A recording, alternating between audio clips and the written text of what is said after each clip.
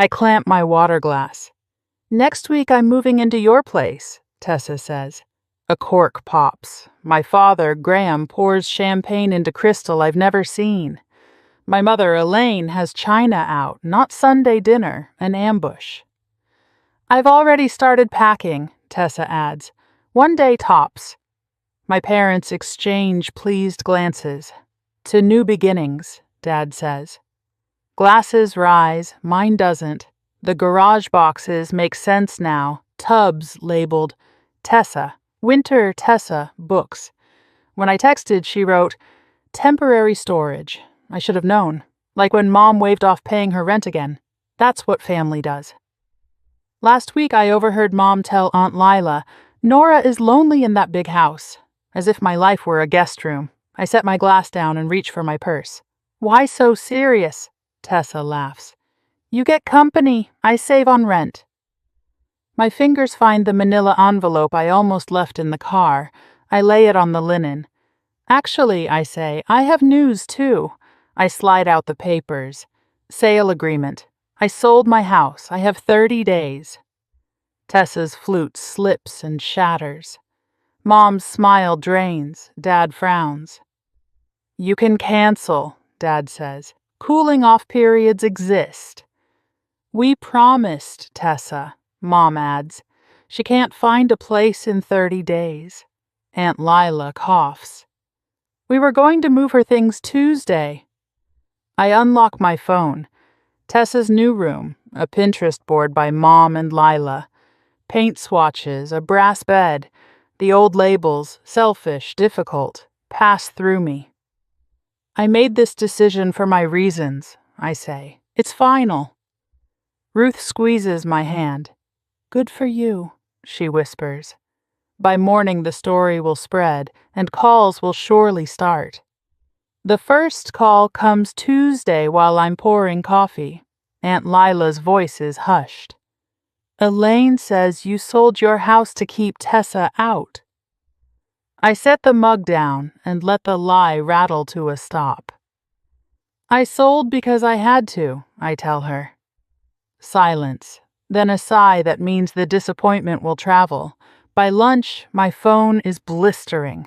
Uncle Harris, Cousin Jen, even Dad's golf friend send sermons about sisterhood. On Facebook, Tessa posts a sepia selfie. The hardest lesson is who shows up when you're sinking.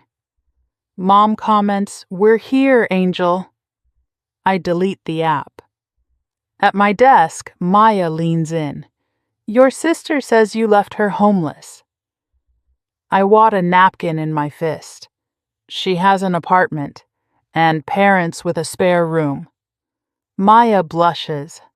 I'm sorry. Do you need anything? The question loosens a knot in my chest. That night, I open my proof. Roof. $11,000 after March storms. Waterline, $8,200 in April.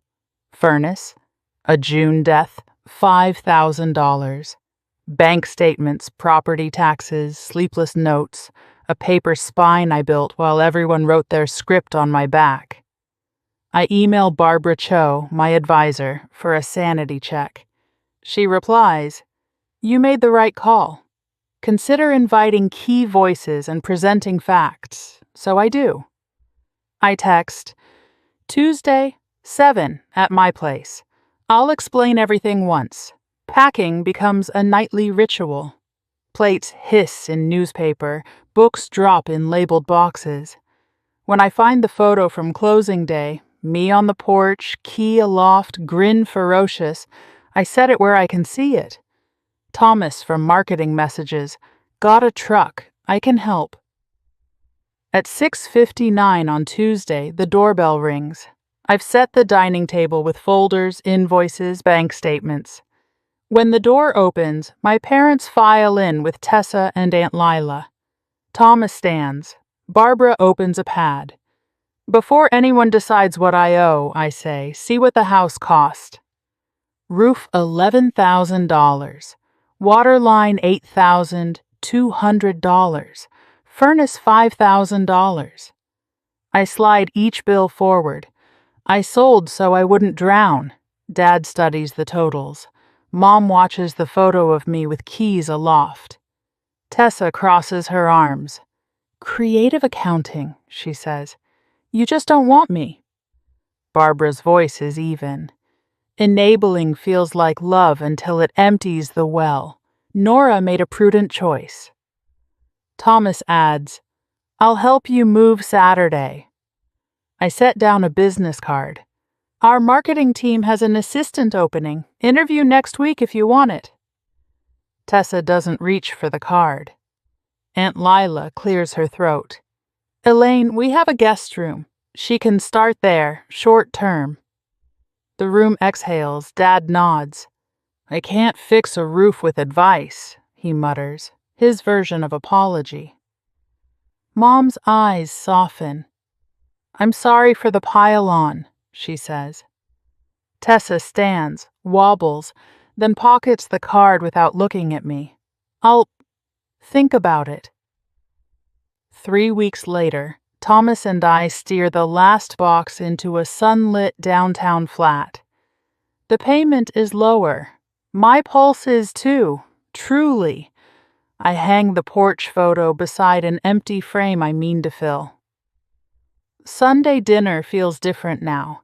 Dad asks about my photography class. Mom listens. Tessa shows her new badge, junior coordinator. After dessert, she squeezes my hand. Thanks for the wake-up. I squeeze back. Home, at last, is a boundary I live inside.